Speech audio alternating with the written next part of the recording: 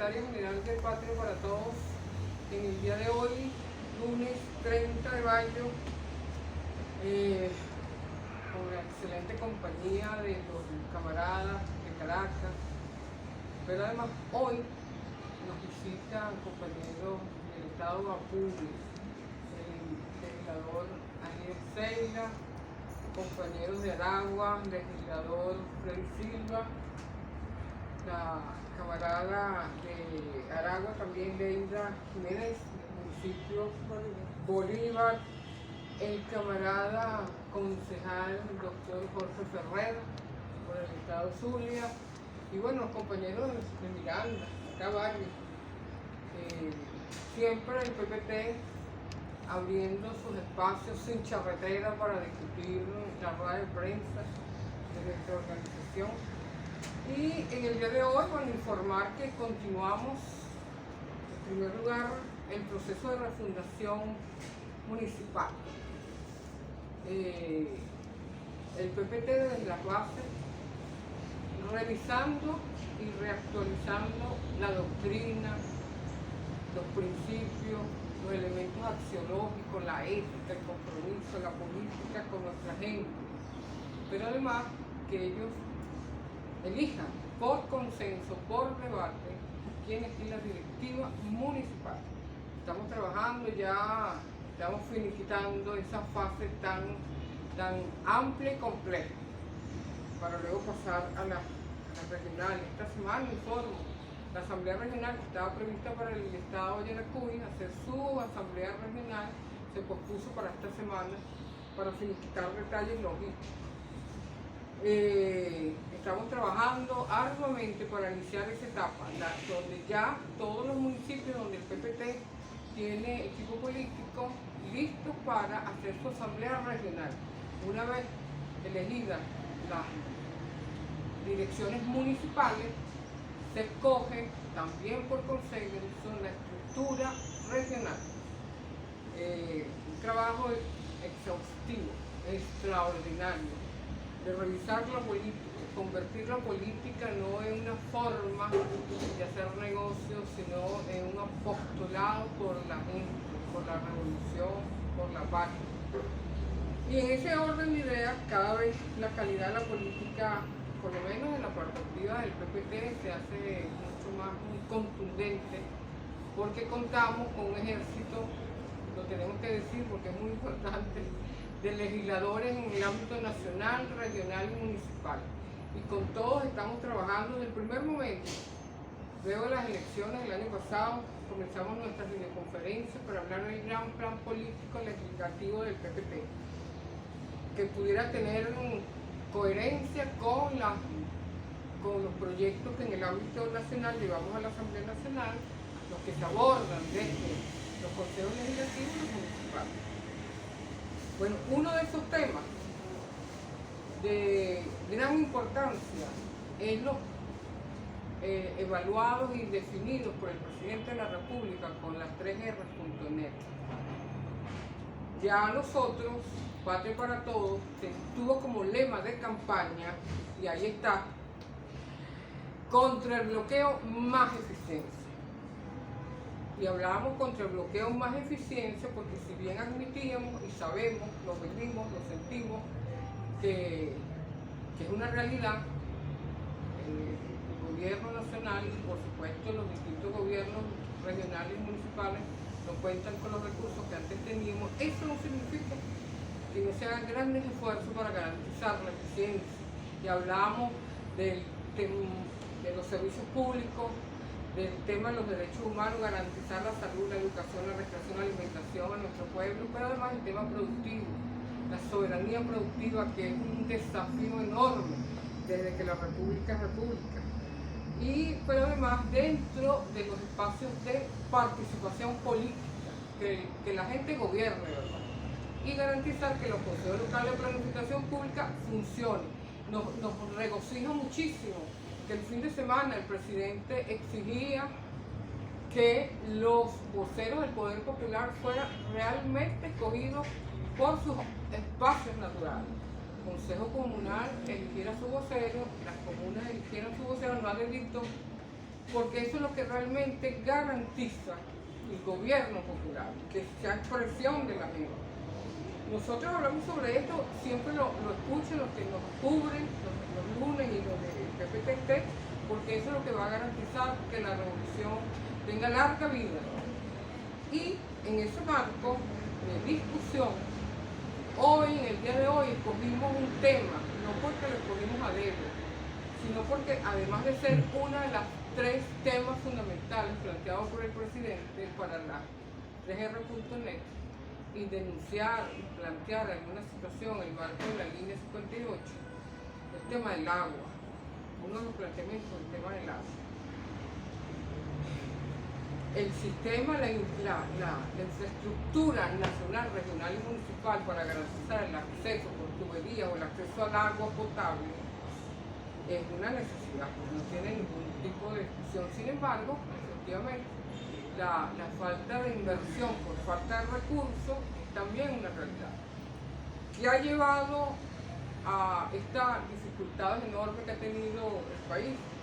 La apertura de los pozos profundos nos preocupa, y eso es lo que quisiéramos alertar, producto del trabajo que viene haciendo Patria para Todos a nivel nacional, regional, municipal, tomando en cuenta que el compañero diputado José Bracho preside la subcomisión de las aguas. Nos hemos estado estudiando cómo se están levantando, desarrollando, explotando pozos profundos sin la debida solicitud, permisología, sin hacer estudio de suelo y sin garantizar la salubridad para el consumo humano. Hemos estado trabajando en una propuesta de un instrumento municipal que permita que los municipios, los alcaldes, en el marco de sus competencias, de la mano del Ministerio de las Aguas, pero también del Medio Ambiente, puedan tomar cartas en el asunto. Sin embargo, consideramos que dada la emergencia, que la gente lo está haciendo prácticamente de manera individual, llegando a esos extremos, públicos y privados, abriendo pozos sin tomar en consideración ciertos requerimientos esenciales. El tema de la salubridad, el tema, un estudio de suelo que diga, bueno, aparentemente el agua es posible su consumo, sin embargo, las áreas donde se está desarrollando el pozo pudiera contaminarse en poco tiempo. Eso no le sirve a nadie. Entonces, porque puede generar un problema de salud pública importante para esa comunidad. Por ello, estamos proponiendo en el día de hoy, mientras se desarrolla todos los planes municipales, la ley del agua que ya fue aprobada en primera discusión, pero falta abrir la segunda discusión en la Asamblea Nacional, que hay instrumentos que ya existen, Reglamento 88 y otros instrumentos más, que están tanto en el Ministerio de las Aguas como en el Ministerio Ambiente, que pueda consolidarse en un decreto ejecutivo del Presidente de la República con el Consejo Federal de Gobierno que dé lineamientos específicos, taxativos. No puede abrirse un pozo sin hacerse el debido estudio de suelo, sin garantizar la salubridad y que esté debidamente registrado en algún lugar. Ustedes pueden preguntar cuántos pozos ahorita existen en Venezuela y nadie tiene la respuesta. Y si bien es cierto, Venezuela es uno de los países de América Latina con mayor volumen de agua potable, es un recurso extraordinario, pero debe saber gerenciarse. Hay muchos aspectos que pudieran reducir la capacidad hídrica de Venezuela, nuestro territorio, y tenemos que cuidarlo. Y entonces la necesidad de tener acceso al agua debe ir de la mano a las garantías que debe tener la comunidad. Y por ello, mientras se desarrollan las normativas que corresponde, el presidente de la República, en marco del Consejo Federal de Gobierno, que es el que rige los planes de desarrollo y toda la infraestructura necesaria, que dé unas normativas, lo que sería el ABC para la apertura de los pozos, la permiso correspondiente, el estudio del suelo y la calidad de las aguas, además pensando a futuro. Tenemos el ejemplo, nos contaba la compañera Leida Jiménez, que en Aragua varios alcaldes en su área colocaron de acuerdo para hacer entre todos un gran tanque de agua que suministrara para sus respectivas comunidades, el estudio, la planificación, la inversión necesaria para garantizar a sus comunidades, a sus municipios el agua. Eso debe ser un ejemplo a seguir. Entonces nos llevó mucho tiempo tomando en cuenta que es una necesidad. Es una necesidad vital, es un derecho humano el agua, pero tiene que ser salubre, que pueda ser consumido por la gente sin que le impacte en la salud de los compañeros. Señalar que las 3R.net está teniendo un éxito importante, solo que con algunas empresas telefónicas es difícil que se active el mecanismo. Y nosotros alertamos eso. Toda nuestra militancia está trabajando y en algunos casos, por lo menos la empresa Digitel, con Digitel es difícil conectarse. No sé por qué razón. Hay otras empresas con las cuales es difícil. La gente coloca el BEN app y no hay forma de conectarse. Y es muy importante.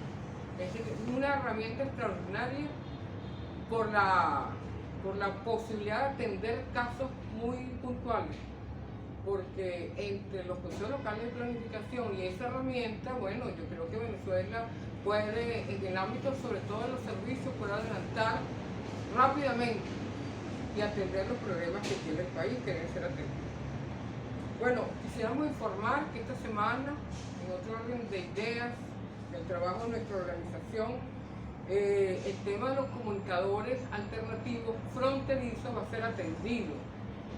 Esta semana tenemos la derecho a palabra para el comunicador popular alternativo Vladimir Martínez de Guasdualito. Hace un mes atrás señalamos que hicimos una evaluación a raíz de nuestra presencia en Guasdualito, en el Estado Puro para la refundación del Estado, y acá nos acompaña el compañero camarada diputado legislador Ariel Seila, que va a estar acompañando a Vladimir Martínez en esa derecho de palabra en la Comisión del Poder Popular para la Comunicación, donde se va a expresar la situación que viven los estados fronterizos y la necesidad que la comunicación oficial del gobierno de Venezuela pueda ser escuchada debidamente en ese estado, y no ocurre así. Hay un importante número de operadoras de estaciones de radio y televisión que están activas, pero su alcance es mínimo. Tal vez se pueda llegar al área del Parque Central en extensión. Entonces, pero sí llega la información de color, que todos sabemos que no nos quieren mucho. Entonces, es importante porque ese informe que presenta el compañero Vladimir Martínez es un aporte para atender todos los estados fronterizos, sobre todo con Colombia.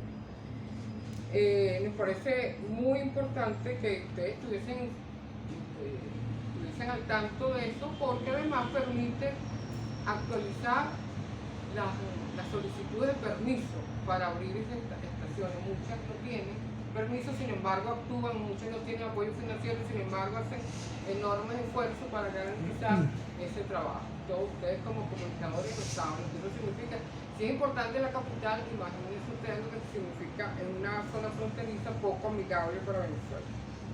Bueno, quisiéramos además saludar con mucho entusiasmo la cumbre del ALBA que se realizó recientemente en Cuba, donde se retoma, se ratifica una vez más la importancia del multilateralismo, la necesidad de que los gobiernos de América Latina tengan organismos que les permitan atender las necesidades del pueblo, garantizar la paz, la soberanía y el derecho a la autodeterminación.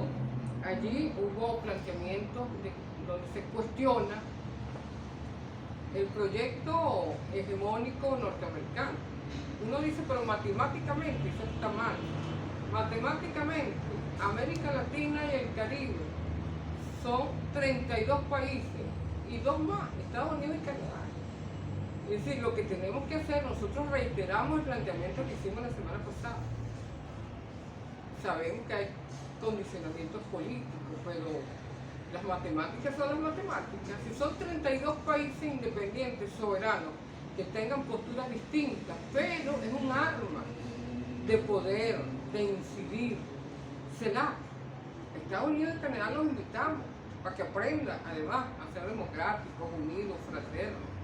Pero hay un organismo jurídico, político, organismo jurídico, que no es cualquier cosa, se llama ALBA, que se llama CELAC, la Cumbre de las Américas. Es un espacio político creado por Estados Unidos para someter a los países.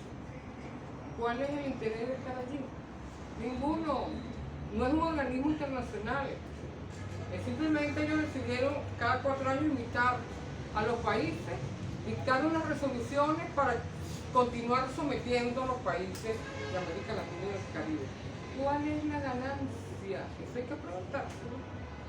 Es decir, no hay relaciones de intercambio, de fraternas, de cooperación en los momentos más duros, pandemia. Ya vimos, el gran enemigo del mundo es Estados Unidos. No lo decimos nosotros, lo digo lamentablemente la realidad, inclusive con su propio país. Sabemos la cantidad de muertos, los niveles de alta letalidad que continúan, una sociedad deteriorada, que todavía persisten senadores en mantener la venta libre, sin ningún requisito, a personas, no importa la edad, su condición psicológica, lo que fuese. Entonces, lo que vemos es una sociedad que nosotros no quisiéramos llegar a eso. Entonces, no entiendo, simplemente hay que cerrar la puerta al gobierno norteamericano y al Canadá. Es decir, que ellos mismos se reúnen entre sí como la cumbre de América del Norte, pero América Latina y el Caribe debe avanzar. Eso es lo que nosotros consideramos es lo que corresponde. Bueno, lo que es un tema obligado, las elecciones en Colombia. Colombia está a un paso, esperemos que sea posible, el 19 de junio, es la segunda tanda, la segunda vuelta. Lamentablemente esas vueltas deberían ser modificadas o eliminadas, pero como todos sabemos, por vez primera en la historia de Colombia, un candidato de izquierda logra obtener el 40% de los votos, 40 y cuidado si no más, porque la política de compra de votos, de amenazas, pudo haberle quitado una parte importante de esos votos. Cerraron, impidieron que observadores internacionales entraran a Colombia. Si eso hubiese sucedido en Venezuela, ¿qué habría dicho el mundo? Naciones Unidas, la Unión Europea. ¿Qué hubiese dicho? Entonces, el que más se le acerca es Rodolfo Hernández, con el 28,15% de los votos, por supuesto, alguien vinculado a la derecha, con acusaciones de corrupción en Bogotá. Por eso ayer decía Gustavo Petro, mi política no es una política de TikTok. La corrupción se combate justamente con conocimiento, con participación. Y bueno, está allí, pacto histórico, está muy cerca de ganar las elecciones en la segunda vuelta, pero evidentemente que los otros candidatos, Federico Gutiérrez, Sergio Fajardo y otros, pudieran unirse. No necesariamente significa la derrota del pacto histórico, sin embargo, bueno, hacemos votos para que ese pueblo colombiano decida avanzar, de ser posible el sueño de Gaitán, el sueño de Bolívar. Eso tenemos que hacerle seguimiento, no por capricho, sino que todos sabemos que la suerte de Colombia impacta la suerte de Venezuela y viceversa. Para el gobierno norteamericano, controlar Colombia es controlar Venezuela, que tiene el potencial de reserva de hidrocarburos más importante del mundo, entre otras importantes reservas estratégicas, y evidentemente significa que nosotros debemos estar muy alerta, como decía el presidente Nicolás Maduro hace unos días, donde denunciaba propuestas que tenía Iván Duque para afectar la seguridad en Venezuela. Nosotros como PPT también lo veníamos alertando, ¿no? Entendiendo que esa guerra propiciada en Europa, propiciada por la OTAN, era crear condiciones inclusive para meter la mano en Colombia. Es muy difícil suponer que Estados Unidos acepte de manera pasiva la derrota de la derecha en Colombia. Es no conocer la geopolítica, es no conocer la historia. Y cuando el presidente hace esa denuncia porque tiene pruebas contundentes sobre eso, nosotros también recordamos que sin tener pruebas, pero la historia y la geopolítica son disciplinas que coadyuvan a interpretar movimientos de la Casa Blanca, del gobierno norteamericano y la Unión Europea. Entonces tenemos que estar muy alerta porque evidentemente Estados Unidos no se va a quedar tranquilo si hay posibilidades ciertas de que Petro gane las elecciones el 19 de diciembre. Quisiéramos también señalar que somos parte de la reciente comisión que se instaló el viernes, que debe investigar las concesiones de Mark Esper, ex ministro de la Defensa de Estados Unidos, de John Bolton, en Estados Unidos, donde confirma lo que ya decía Venezuela, ya las investigaciones que se han hecho corroboran la participación tanto de la derecha extrema venezolana, entre ellos Guaidó, Julio Borges, Leopoldo y tantos otros, con el gobierno imperial de Donald Trump. Por cierto, Rodolfo Hernández, el segundo que va a participar con Petro, le dicen el Donald Trump de Colombia, que es verdad. Entonces, esa comisión, nosotros estamos allí como PPT, Ilenia en mi caso, mi persona, ya estamos haciendo aportes en relación al metodológico y consideramos que, como lo dijimos en la plenaria de la Asamblea, luego de esa extraordinaria participación del embajador de Venezuela ante Naciones Unidas, Samuel Moncada, como lo reseñamos nuevamente en la comisión que investiga, la comisión instalada el viernes, no solamente la agresión contra Venezuela se centra en la figura del presidente, sino que también se centra en los delitos de lesa humanidad. Agresión, tenemos que decir que no hay una guerra contra Venezuela. La guerra, como jurídicamente se establece en el derecho internacional humanitario, es legal, porque si hay un país que se sienta agredido, otro responde y se da una conflagración. Solo se solicita que no haya crímenes de guerra. Y nosotros no tenemos guerra con Estados Unidos. Hay un acto de agresión que sí es un delito, sin haber ninguna razón para la agresión, para un acto hostil, bélico contra, en este caso Venezuela, ellos han tomado iniciativas importantes. Enviar mercenarios es un delito. Hay resoluciones aprobadas por Estados Unidos.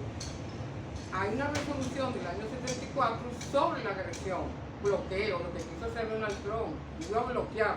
Nada más, la planificación es un delito. Hay otras resoluciones en las cuales Estados Unidos fue parte, votó a favor. Evitaron actos para afectar la vida de personas internacionalmente protegidas. Es otra resolución de Naciones Unidas. Es decir, ellos han calificado para declararlos personas que ahí son responsables de delitos graves del derecho internacional y que de acuerdo a la Carta de las Naciones Unidas deben ser suspendidos o deben ser expulsados de Naciones Unidas. Pero evidentemente el abuso de su fuerza militar, financiera, comercial, el uso de la amenaza o la amenaza concreta, que son dos modalidades distintas, ha sido abierto. Entonces, uno de los planteamientos es: ¿qué hacemos con esto? ¿Cómo lograr que el vil asesinato de Gaddafi no quede en el olvido, en vivo y en directo? Con la señora Hillary Clinton disfrutando enormemente este crimen. Un jefe de Estado. Tantos jefes de Estado que han sido asesinados. El último, el presidente de Haití. No pasa nada, no pasa nada. Venezuela, por fortuna, no va a pasar. Vamos a estar pendientes como siempre, no van a lograr lo que ellos se proponen, un magnicidio, porque han dictado medidas contra el pueblo y el pueblo ha sido absolutamente contundente, claro, en lo que se trataba.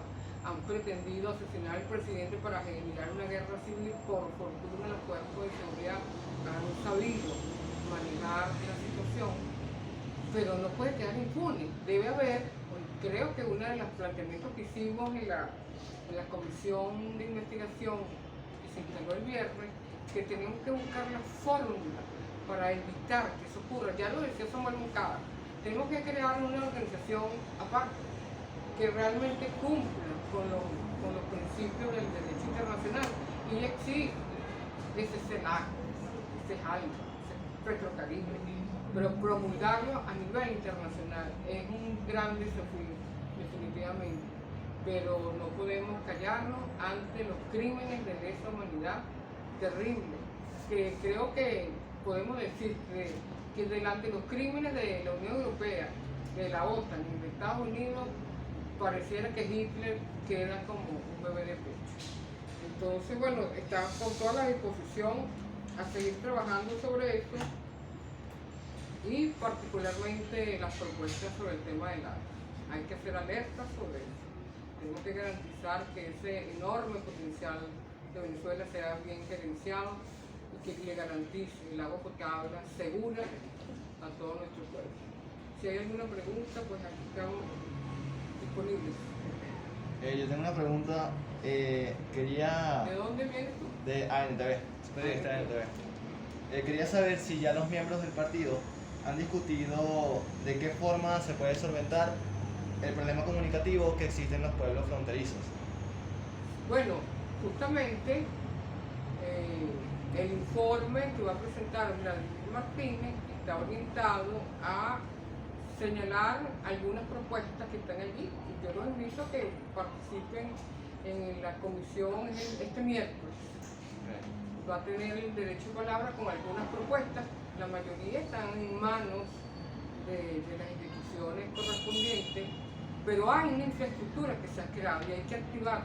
Las activas son aproximadamente 30 y tantas, entre emisoras de radio y televisión. ¿Cómo lograr que el alcance de verdad proteja a todo el estado Apure, pero además que replique ese esquema en Táchira, en el Zulia?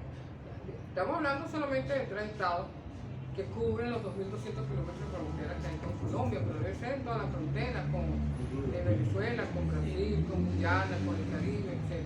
Hay elementos allí que es importante que ustedes participen, porque siempre hay un derecho a palabra y luego hay un debate importante. Estamos trayendo el tema para que la Asamblea lo discuta y de manera propositiva con el Consejo Nacional de Telecomunicaciones y las gobernaciones, etcétera, se pueda trabajar.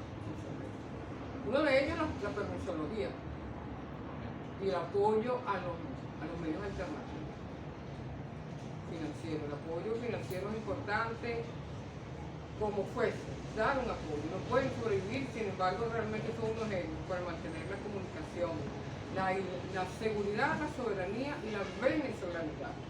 No es cualquier cosa. Si hay otra pregunta, mucho gusto. Sí, yo le voy a preguntar en materia internacional. ¿De qué? Hay medios, sí, de BTV.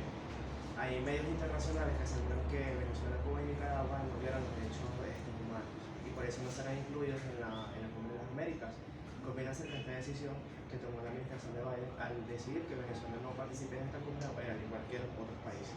Vamos, todo el mundo sabe, mire, ya nadie puede llamarse engaño. Nicaragua, Cuba y Venezuela son países absolutamente amantes justamente de la revolución 60, la revolución que promovió Cuba, Nicaragua y Venezuela en su momento, está orientada justamente a garantizar la dignidad del ser humano. Garantizar la dignidad del ser humano y que tenga posibilidades de alimentación, que el Estado garantice, de acuerdo a lo que dice Naciones Unidas, los tratados en materia de derechos humanos. En materia de derechos humanos son como 30 y tantos. Y Estados Unidos solamente ha aprobado 2, derechos civiles y derechos políticos. No más. Lo que tiene que ver con la educación, la salud, la alimentación, a ellos no les importa. Si están tomando medidas, ¿qué fue lo que pasó con la pandemia? El que no tenía plata se moría. O sea, ahí no hay ninguna garantía. Es muy por el contrario.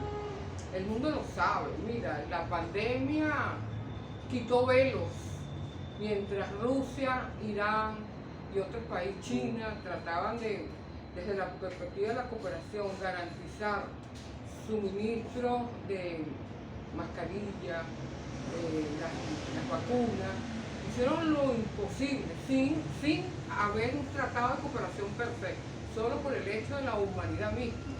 Distinto a lo que hizo Estados Unidos y la Unión Europea, que ellos mismos se saboteaban en los mercados, en los puertos, para arrebatar la llegada de mascarillas, insumos, a ser utilizados en los hospitales. Lo mandaba a China, tenía que pasar por Estados Unidos para venir a América Latina y allí lo confiscaban. O sea, nada que ver, simplemente una excusa, siempre ha sido una excusa. Pero yo creo que uno debe pensar que es una ofensa que los invite vayan. Debe considerarse una ofensa ser que un igual. ¿Cómo puede ser un igual Biden con López Obrador? Que es un extraordinario presidente con por razones institucionales, de la majestad del cargo, pues López Obrador dice que él es un señor decente, pero eso no es verdad, que decente va a ser Biden. Por Dios, ese señor ha estado en huelga con menores de edad. Pues, si nada más por señalar algo, decimos matemáticamente somos más. Somos 32 países en América del Sur, América del Centro, del Caribe, y ellos son 2 países. ¿Quién invita a quién? Los invitamos nosotros, que tenemos un organismo internacional jurídico, político, que dio garantías para hacer crecer el comercio internacional entre los pueblos, entre los estados, o las imposiciones hegemónicas de Estados Unidos y Canadá. Bueno, Canadá no es un país, Canadá es una colonia gringa inglesa, pues. Es una realidad que tiene que tropezarse. ¿Qué es lo que pasa? ¿Quién pone las piedritas del zapato? Bueno, los países que son adláteres de ellos. Estamos hablando de Ecuador, estamos hablando seguramente de Colombia, porque los organismos internacionales, la gente dice, bueno, ¿y por qué Naciones Unidas no hace eso? Los organismos internacionales son la expresión de la correlación de fuerza de los Estados miembros.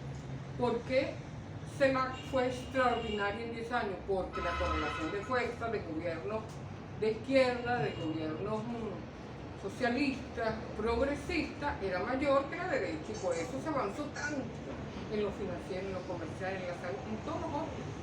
Pero un retroceso promovido por el gobierno norteamericano para evitar, como han evitado, que Petro realmente había ganado las elecciones hace 4 años atrás, 5 años atrás. Entonces la robaron, después se puso las pilas ahorita y llamó a los guardianes del voto.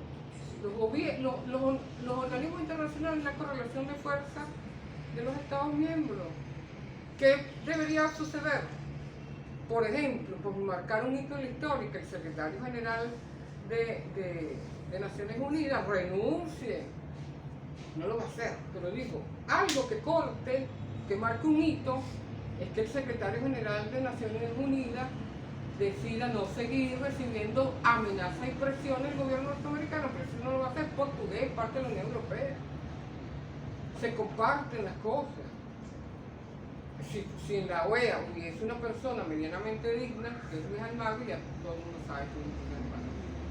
Hubo un momento que la OEA, reciente, en los años 2003, 2006, cuando la correlación de fuerza era positiva para los gobiernos de izquierda, donde la OEA comenzó a dar movimientos interesantes para el Caribe, para América Latina.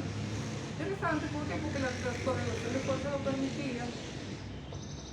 Entonces, ahí quienes deben dar la tónica, los pueblos, los medios de comunicación son esenciales, para que no se presten a mentir. Pero los medios de comunicación, estoy hablando de los medios alternativos que hacen su trabajo, sino los medios comerciales. ¿Quién tiene engañado al pueblo colombiano? Los medios de comunicación. Se hace. Aquí hubo una gran batalla cuando el 2003, cuando el 2002, los medios de comunicación privados, bueno, simplemente pusieron comiquitas. El país podía haberse incendiado completamente, pero comiquitas. Lo hacen ahorita todavía. Uno ve en los otros medios, los privados, y ve, o sea, no informan a la gente, porque no les beneficia para sus planteamientos. Entonces, ese es de verdad un apostolado, ser integrante de un medio de comunicación alternativo y público, esmerarse en que la comunicación llegue, la información pública llegue, la verdadera, la real. Eso no ocurre. En Colombia no ocurre. Por eso ese drama. Tenemos que el 19 de junio, creo que es la fecha donde se va a realizar la segunda vuelta, podamos ver a un gobierno que hace 200 años espera ese hermano país. Bueno, hay otra pregunta. Adelante. La visión que tienen ustedes con respecto a la campaña electoral en Colombia que utilizó la migración venezolana a favor de la derecha, diciendo, pregúntale a los hermanos venezolanos si es conveniente que gane Petro, algo así más o menos era la campaña. ¿Cómo piensan ustedes que se va a desarrollar ahorita para la segunda vuelta? Si puede haber ataques contra los venezolanos, ¿cómo vamos a utilizar ese Mire, buena pregunta, porque eso me permite recordar que en la otra comisión en la cual estoy como que la preside Julio Chávez, yo presido la primera vicepresidencia, es muy grave porque efectivamente están utilizando a los venezolanos.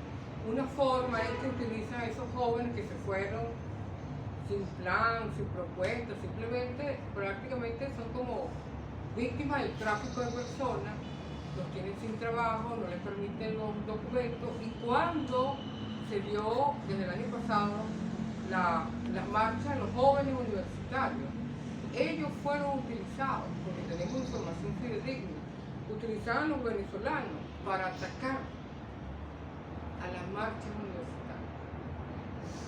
Los utilizaban bajo amenazas que tenían que hacer. Entonces, no nos llama la atención lo que tú dices porque es así, lo vienen haciendo de muchas formas, es el ejemplo, mira lo que puede pasar, ¿no? Gente que en el marco de ese delito del tráfico de personas lo están llevando a hacer eso. Bueno, es parte del plan que debe hacer Petro y todo eso, y nosotros siempre decir la verdad. Hay otro tema muy delicado, muy grave, que es niños, un número importante de niños pequeños, muy pequeños, que sus familiares inmediatos no están en Colombia, murieron o desaparecieron por alguna razón, quieren nacionalizarnos, porque como nosotros alertamos al país que los iban a entregar en adopción a europeos, o sea, que no lo podían hacer, entonces están ahora planteando darle la nacionalidad colombiana y así tener todo el derecho legítimo para entregarlo. Y eso es sumamente grave, no es parte de las tareas que nosotros tenemos pendientes, lo que se nos ocurre, porque mientras no hay un gobierno decente en ese país, las relaciones con Venezuela, no, aunque nosotros queramos, ya no nos van a permitir cerrar los consulados. Duque cerró los consulados, y eso es muy grave porque dejan a la gente, a los venezolanos allá indefensos. Acá no, aquí nadie se va a meter con los colombianos, pero allá sí hay un plan de exterminio, de odio. Entonces estamos viendo cuál es el camino para denunciar y exigir que nos den respuesta, que nos devuelvan a nuestros niños.